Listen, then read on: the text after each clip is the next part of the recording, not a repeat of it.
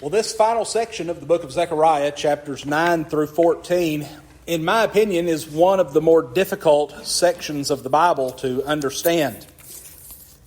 These chapters are filled with prophetic language, and they cover a pretty wide span of time, beginning just shortly before the fall of the Persian Empire until the time of the coming of Christ. So it covers a period of roughly about 330 to 350 years. But also, something that helps us to understand the things that are contained in these chapters is Zechariah chapters 9 through 14 are some of the most quoted Old Testament passages that we find in the New Testament. And so it's important for us as we consider these things that are contained in these chapters, consider these things in light of what the New Testament reveals to us about these passages. Because it could be very easy for us to misunderstand and misconstrue the messages that are intended simply due to the style of language that's used in these chapters.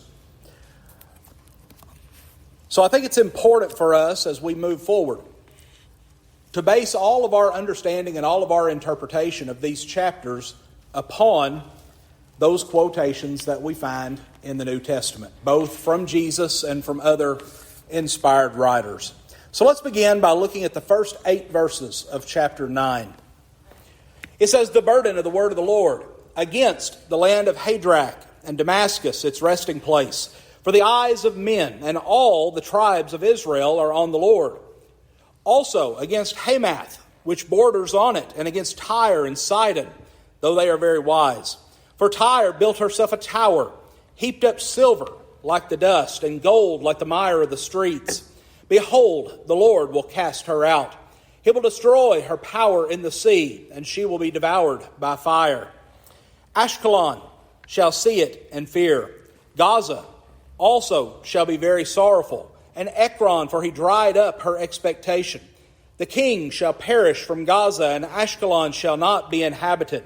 A mixed race shall settle in Ashdod, and I will cut off the pride of the Philistines. I will take away the blood from his mouth and the abominations from between his teeth. But he who remains, even he, shall be for our God, and shall be like a leader in Judah, and Ekron like a Jebusite. I will camp around my house because of the army, because of him who passes by and him who returns. No more shall an oppressor pass through them, for now I have seen with my eyes." So notice we start out, and we see this word burden.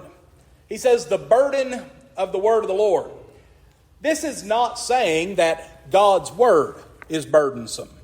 It is not saying that what God is telling his people is that which is going to produce any type of sadness or dread or any type of anxiety upon them. No, whenever we find this term burden used in the prophets, generally it is used to refer to God's judgment. The burden of God's judgment that is going to come upon certain individuals. But what this is saying is that because of the way that certain nations have treated God's people, that God is going to bring a burden of punishment upon them. And then he goes on in these verses to list those regions and those cities that are going to face his punishment.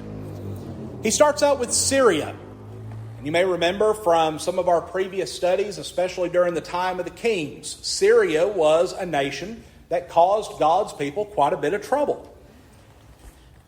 He mentions the regions of Hadrach, Damascus, and Hamath. These were all regions in that nation known as Syria.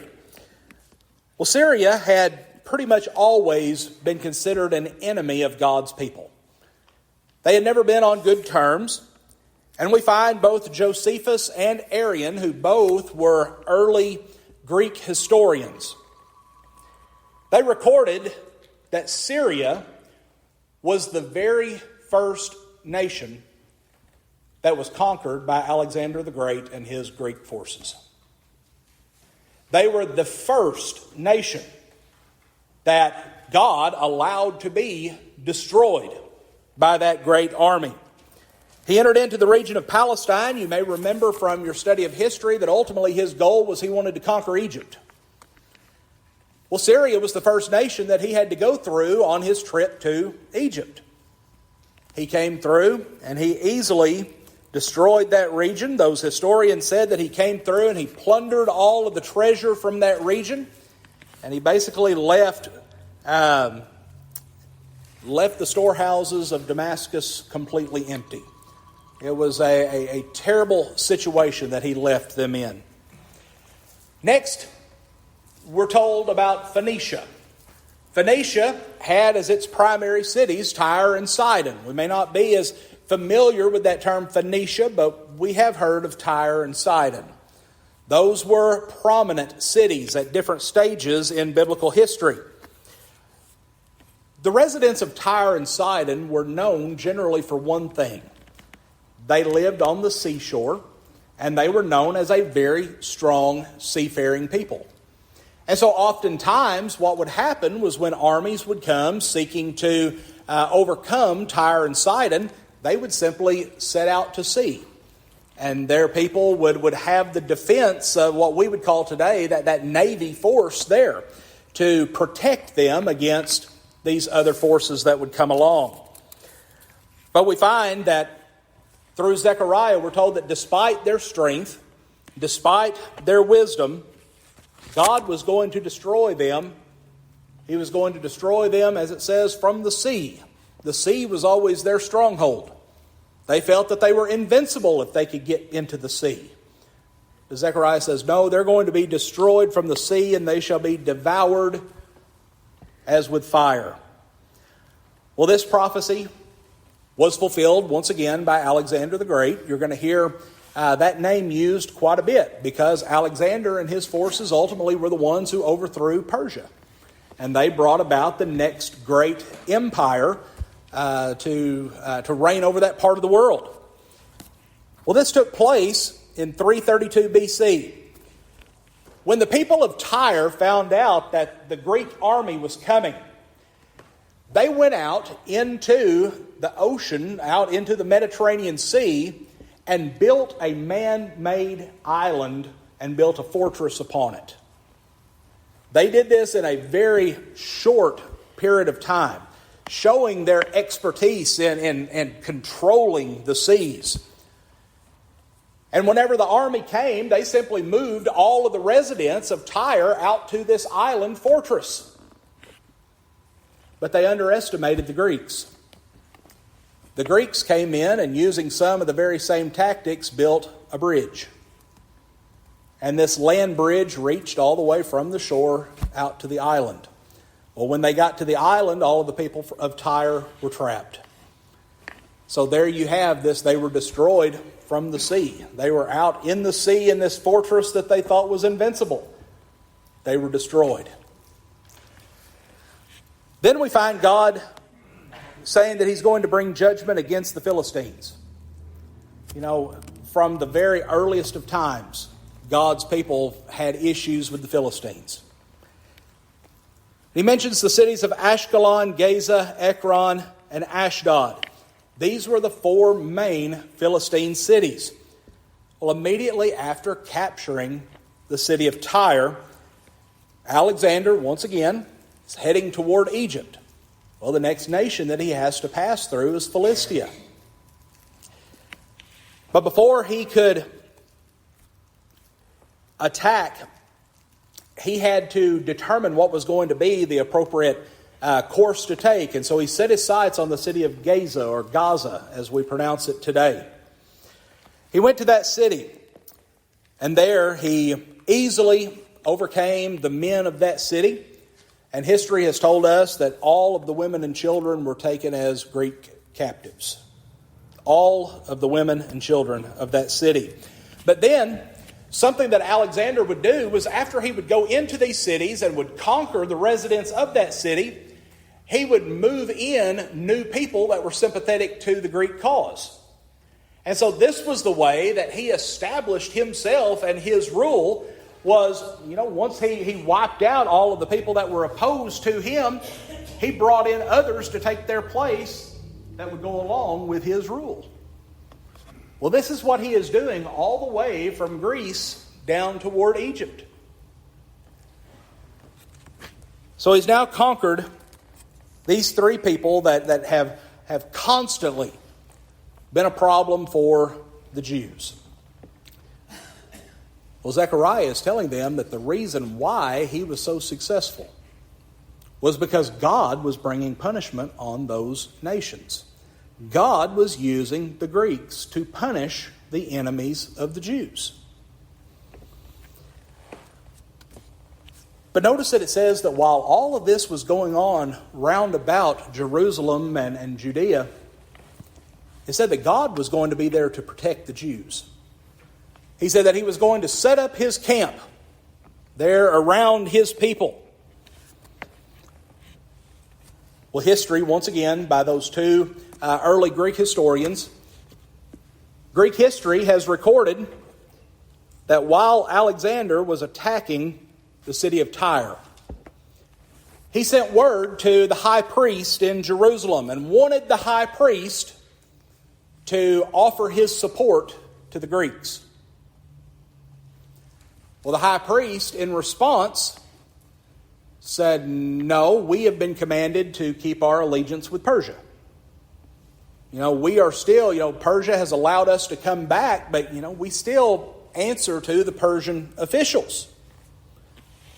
It says we're going to be loyal to the ones that have been loyal to us, that have let us come back home, that have given us certain freedoms. We're going to be loyal to them.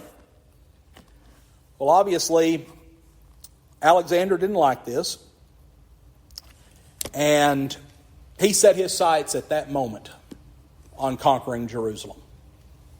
His initial intention was as soon as they left Tyre, he was going to go straight to Jerusalem and conquer that city.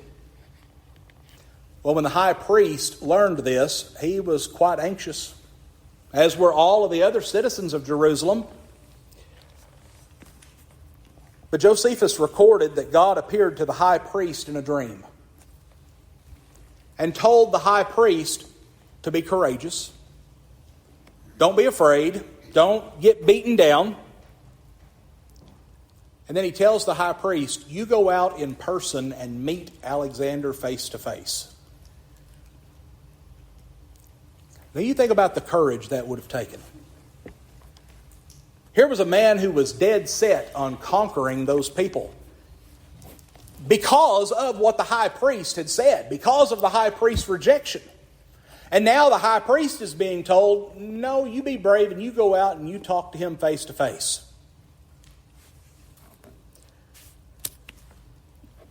Well, this meeting takes place, and the only way that we can explain it is it had to be the providence of God at work. They had a friendly meeting. Alexander was friendly toward the high priest, and Josephus records that by the time that meeting was over, Alexander asked the high priest to offer sacrifices on his behalf. Essentially, they came to an agreement. They came to a truce with each other.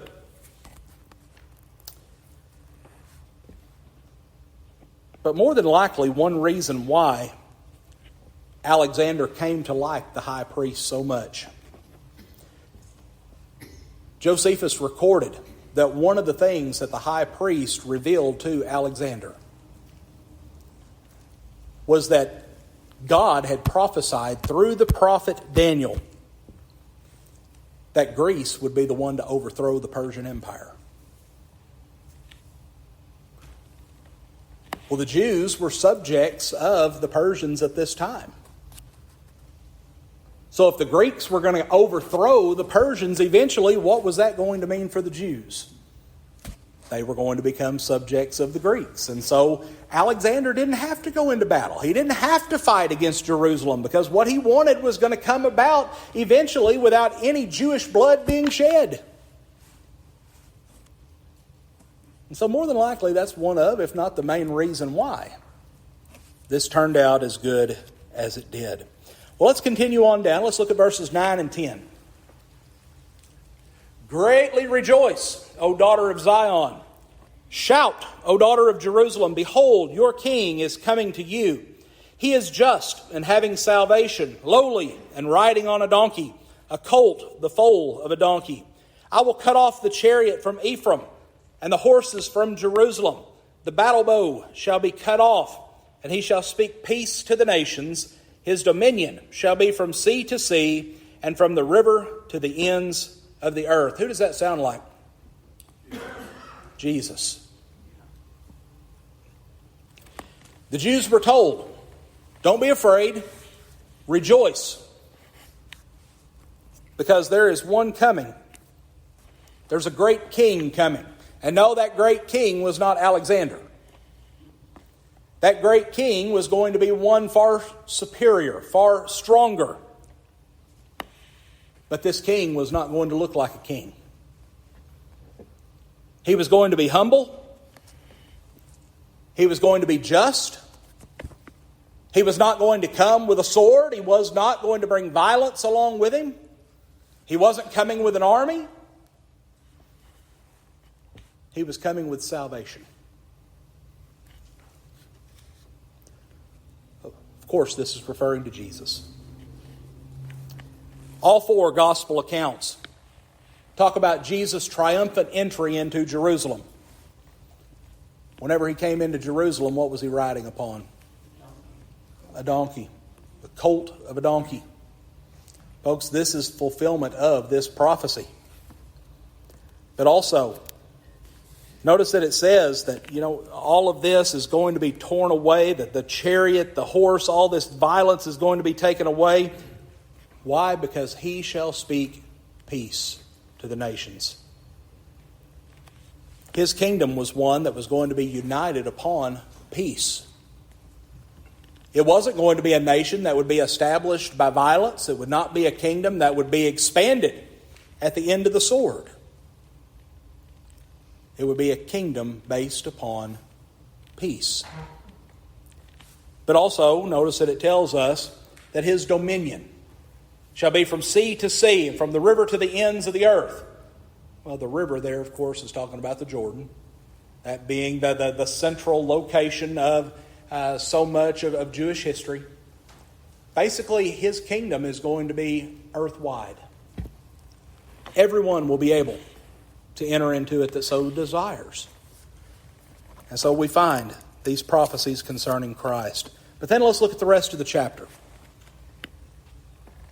As for you also, because of the blood of your covenant, I will set your prisoners free from the waterless pit. Return to the stronghold, you prisoners of hope. Even today I declare that I will restore double to you. For I have bent Judah my bow, fitted the bow with Ephraim, and raised up your sons, O Zion, against your sons, O Greece, and made you like the sword of a mighty man. Then the Lord will be seen over them, and his arrow will go forth like lightning. The Lord God will blow the trumpet and go with whirlwinds from the south. The Lord of hosts will defend them. They shall devour and subdue with slingshots. They shall drink and roar as if with wine. They shall be filled with blood like basins, like the corners of the altar. The Lord their God will save them in that day, as the flock of his people, for they shall be like the jewels of a crown, lifted like a banner over his land. For how great is its goodness, and how great its beauty. Grain shall make the young men thrive, and new wine the young women.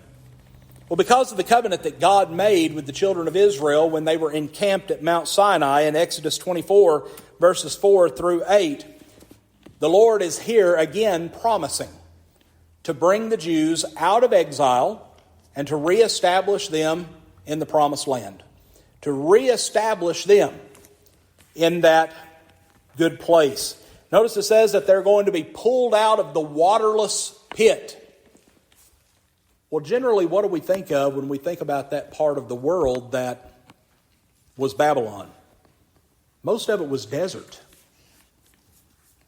It was a very dry, very desolate place. But they're going to be drawn out of that waterless pit. And they're going to be brought back to Jerusalem, and they're going to be made strong. God was going to raise them up, as it says here, into a stronghold, into a strong, influential nation once again. Now, the remainder of this chapter, the last few verses here, most people believe this is referring to a period of time after Persia has fallen to the Greeks, and there was an uprising that took place. If you've ever studied the history of that time, it was known as the Maccabean period. There was a man by the name of Judas Maccabeus who led an uprising against the Greeks. And most historians believe that these prophecies were dealing with that period of time, talking about how that nation was going to rise up and would show its strength even over the great Greek Empire. They were going to have this victorious period. But ultimately, the reason for that was because during this time they were faithful to God. And so long as they were on God's side, God was going to bless them. He was going to strengthen them. He would make them profitable. But when they turned their backs on God, and that's what we're going to see in upcoming chapters, when they once again turn their backs on God, when they follow the advice of unjust leaders, God turns his back on them. And ultimately they set the course that eventually culminates in their destruction in AD 70. Okay, questions or comments on chapter 9 before we move into chapter 10. AD 70. AD 70 was when Jerusalem was destroyed by the Romans.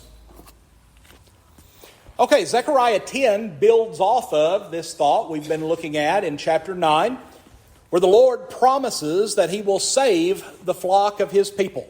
His people had been scattered into a far country, and now he's bringing them back. He's bringing them, so to speak, back into the sheepfold, there where he will be in their midst and will be encamped there around them.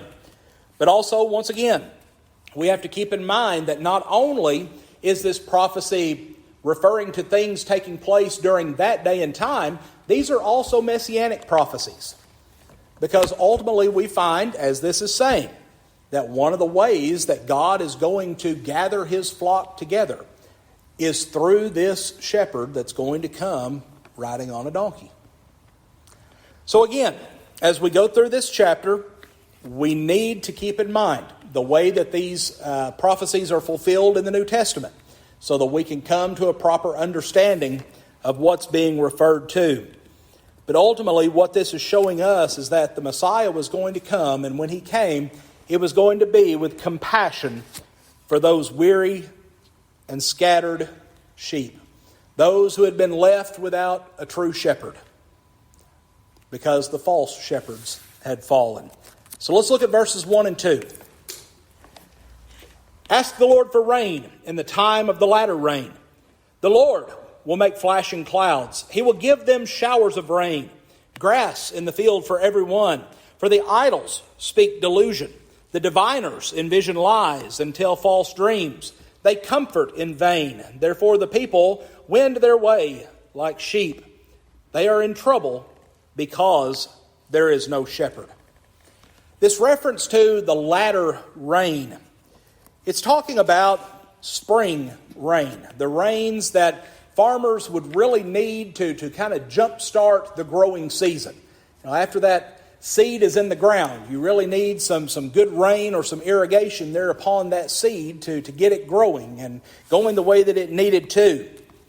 Well, what this is saying, it's showing how the people, even though they've been brought back, even though they're in this nation, they're still going to depend upon God for their success and their productivity.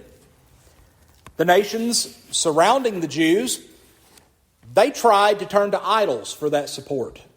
They thought that these false gods would bring them good crops and would bring success to their nations.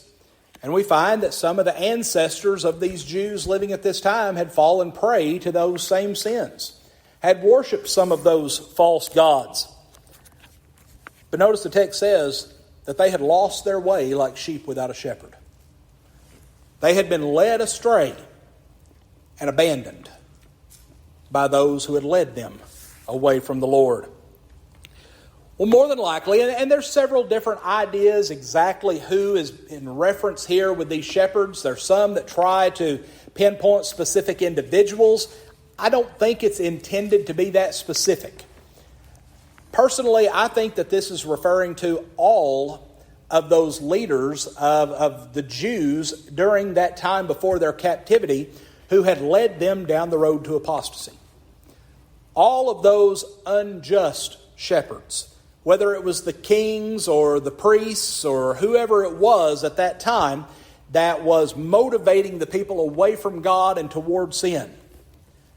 I think that's the most logical way to look at what this is referring to when it talks about these shepherds. They were the corrupt leaders of Israel, and they had failed to lead that nation in the right way, and that's ultimately what led to them being carried away to Babylon.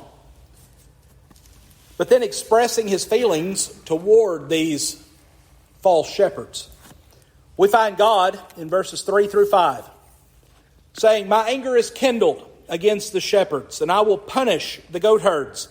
For the Lord of hosts will visit his flock, the house of Judah, and will make them as his royal horse in battle.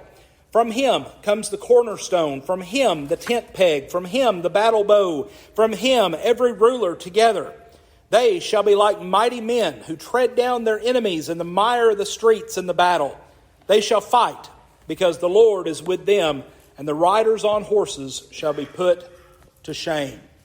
So God says, because of their failed leadership, his anger was kindled toward these men who should have been shepherding the flock of Israel, who should have been keeping them on the straight and narrow path, following God's will. And so notice that he promises that punishment is going to come, and we see an antiquated term here. Goat herds. You know, when I hear goat herd, I think about a flock of goats out in the field.